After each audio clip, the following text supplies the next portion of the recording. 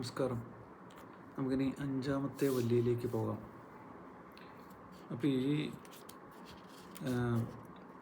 കഠോപനിഷത്തിൽ വീണ്ടും വീണ്ടും പറയുന്ന ഒരു കാര്യം, നമ്മൾ ഈ ശരീരത്തിലെ തന്നെ മനസ്സിലാക്കിയാൽ നമുക്ക് ഈശ്വരനെ മനസ്സിലാക്കാൻ സാധിക്കും. ഇനിയിപ്പോൾ ഈശ്വരനെ അന്വേഷിച്ച് ഇങ്ങോട്ട് പോകേണ്ട കാര്യമില്ല.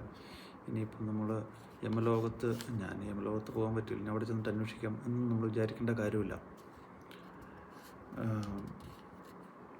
നമ്മൾ ഈ കാണപ്പെടുന്ന പ്രപഞ്ചം അല്ലെങ്കിൽ നമ്മളുടെ ഈ ശരീരം, ഇതിനുള്ളിലേക്ക് തന്നെ നമ്മൾ നോക്കി നമുക്ക് നമ്മുടെ ഉള്ളിലുള്ള ഈശ്വര ചൈതന്യത്തെ കണ്ടെത്താം എന്നുള്ള ഒരു പോയിൻ്റാണ് ഇതിൽ തിരിച്ചും മറിച്ചും വീണ്ടും വീണ്ടും പറയുന്നത്. തികച്ചും പ്രായോഗികമായിട്ടുള്ളൊരു കാര്യം അതാണ് വീണ്ടും വീണ്ടും പറയുന്നത്.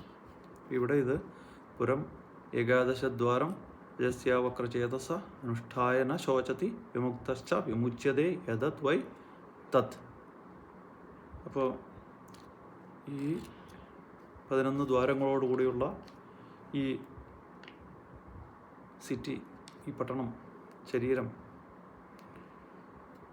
അതിനെ ഉള്ളിലിരിക്കുന്ന ആ ആത്മാവിനെ കണ്ടെത്തുന്നവൻ, അവന് പിന്നീട് ദുഃഖമുണ്ടാകുന്നില്ല. ഇത് തന്നെയാണ് അത് എന്ന് വീണ്ടും പറയാണ്. ഈ ഏതത് വൈ തത്ത് എന്നുള്ള ഒരുപാട് തവണ ഇതിൽ പറയുന്നുണ്ട്. നമ്മൾ മനസ്സിലാക്കിയാൽ നമുക്കെല്ലാം എളുപ്പമായി. ഇപ്പോൾ ഈ 11 ദ്വാരങ്ങൾ നമുക്ക് സംശയം വരുന്നത്, അതിൽ ഈ പൊക്കിൽ കൂടിയും പിന്നെ തലയ്ക്ക് മുകളിൽ ഒരു ബ്രഹ്മരന്ധ്രം എന്നൊരു സാധനം ഉണ്ടത്രേ. ഈ രണ്ടെണ്ണം കൂടെ കൂട്ടി വേണം, 9 നമുക്കറിയാം, പിന്നെ ഈ രണ്ടെണ്ണം കൂടെ കൂട്ടിയാൽ 11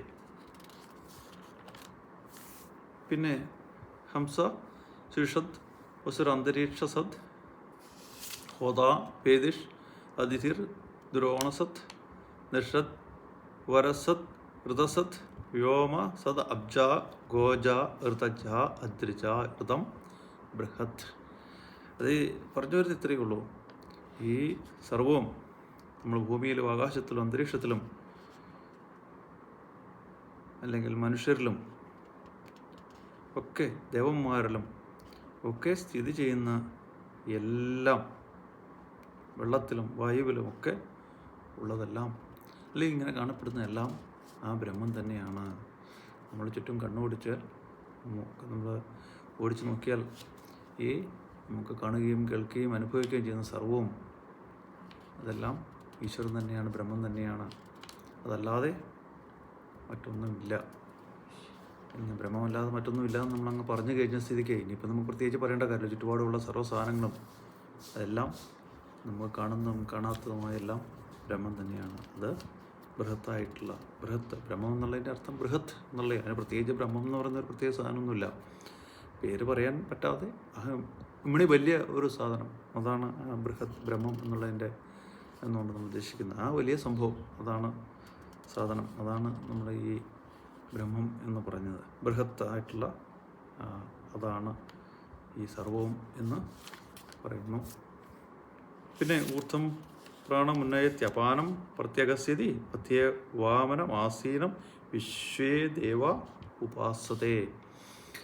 അപ്പോൾ നമ്മുടെ ഉള്ളിലിരുന്ന്, മധ്യത്തിൽ ഇരുന്നുകൊണ്ട്, ഹൃദയത്തിൽ ഇരുന്നുകൊണ്ട് പ്രാണനെ മുകളിലേക്ക് കയറ്റി വിടുന്നതും തള്ളിവിടുന്നതും അപാനെ താഴേക്ക് നയിക്കുന്നതും ഒക്കെ ആ ദേവന്മാരാൽ കൂടി ഭജനീയനായിട്ടുള്ള ആ ശക്തിയാണ്, അതാണ് ആത്മാവ്. അസ്യ വിശ്രംസമാനസ്യ ശരീരസ്ഥസ്യ ദേഹാത് വിമുച്യമാനസ്യ കിമത്ര പരിശിഷ്യതേ യതത് വൈ തത്. അപ്പോൾ നമ്മൾ ഈ ജീവൻ ശരീരത്തെ വിട്ടുപോയി അല്ലെങ്കിൽ മരിച്ചതിന് ശേഷം വാട്ട് റിമെയിൻസ് ദെയർ, എന്താണ് അവിടെ? കിമത്ര പരിശിഷ്യതേ, എന്താണ് അവിടെ അവശേഷിക്കുന്നത്? അത് ഏതത് വൈത്തേ, അത് ഇത് തന്നെയാണ്, അത് ആത്മാവ് തന്നെയാണ്. അപ്പോൾ മരണശേഷം എന്താണ് അവശേഷിക്കുന്നത്? മരണശേഷം ആത്മാവ് അവശേഷിക്കുന്നു എന്നുള്ളതാണ്. ആത്മാവിന് മാറ്റമൊന്നും വരുന്നില്ല. ന പ്രാണേന ന അപാനേന മർത്യോ ജീവിത കശ്ചന ഇതരേണതു ജീവന്തി യസ്മിന്നേതാ ഉപാശ്രിതവോ. അപ്പോൾ മനുഷ്യൻ പ്രാണനെ കൊണ്ടും അപാനെ കൊണ്ടുമല്ല, ഇതിന് രണ്ടിനും, പ്രാണനും അപാനും ആശ്രയമായിട്ടുള്ള ആ ആത്മ ചൈതന്യം, ഈശ്വര ചൈതന്യം കൊണ്ടാണ് ജീവിക്കുന്നത്. അന്തത ഇതം പ്രവക്ഷ്യാമി ഗുഹ്യം ബ്രഹ്മ സനാതനം യഥാ ച മരണം പ്രാപ്യ ആത്മാഭവതി ഗൗതമ.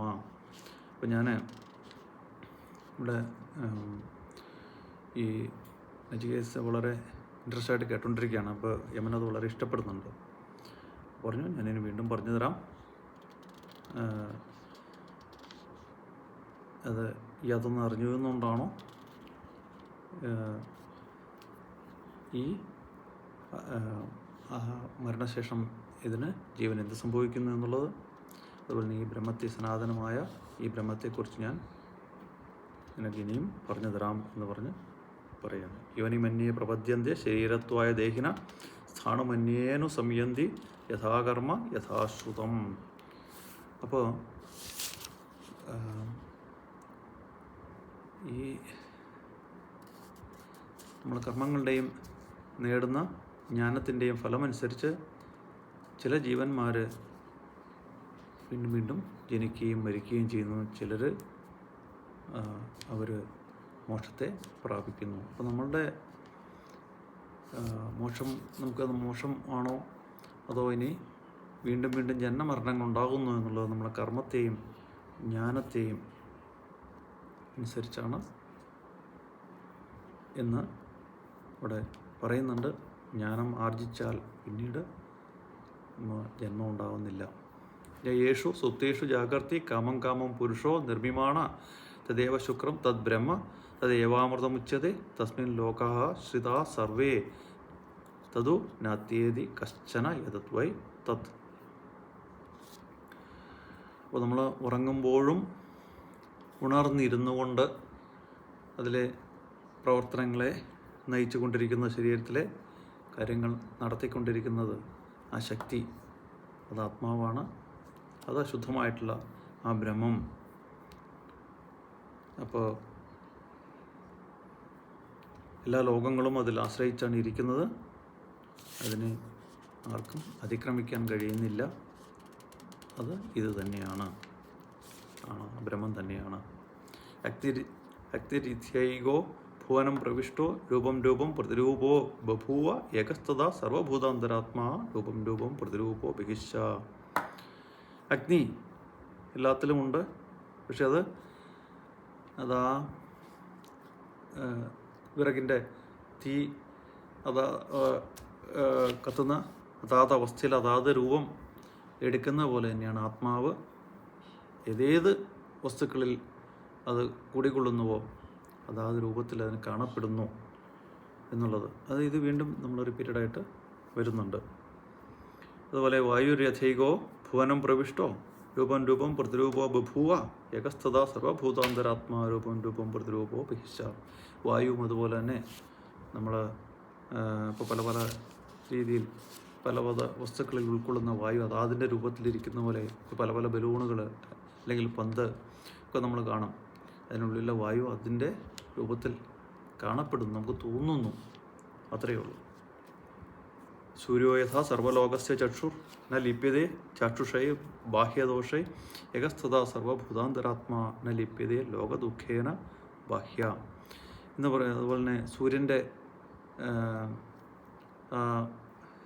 പ്രകാശം തന്നെ നമ്മളെല്ലാ കണ്ണുകളിലൂടെയും നമ്മൾ വിവിധ കാഴ്ചകൾ കാണുന്നുണ്ടെങ്കിലും ശരിക്കും സൂര്യനെ ഇതിൻ്റെ ഒന്നും ദോഷങ്ങൾ ബാധിക്കാത്തതുപോലെ തന്നെ സാക്ഷാൽ പരമാത്മാവ് എല്ലാ ജീവികളിലും ഇരുന്ന് പ്രവർത്തിപ്പിക്കുന്നുണ്ടെങ്കിലും അതിനെ ഇതൊന്നും ബാധിക്കുന്നില്ല എന്ന് പറയുന്നു. ഏകോവശി സർവഭൂതാന്തരാത്മാ ഏകം രൂപം ബഹുധാ യ കരോതി തമാത്മസ്ഥം യേ അനുപശ്യന്തി ധീരാ തേഷാം ദുഃഖം ശാശ്വതം നെ ഇതരേഷാം.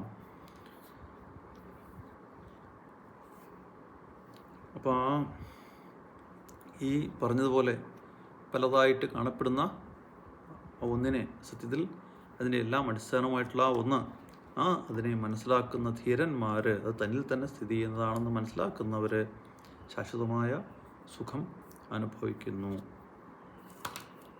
നിത്യോനിത്യാനാം ചേതനശ്ചേതനാനാം ഏകോ ബഹൂനാം യോ വിദധാതി കാമാൻ തമാത്മസ്ഥം യേ അനുപശ്യന്തി ധീരാസ്തേഷാം ശാന്തി ശാശ്വതി നേ ഇതരേഷാം.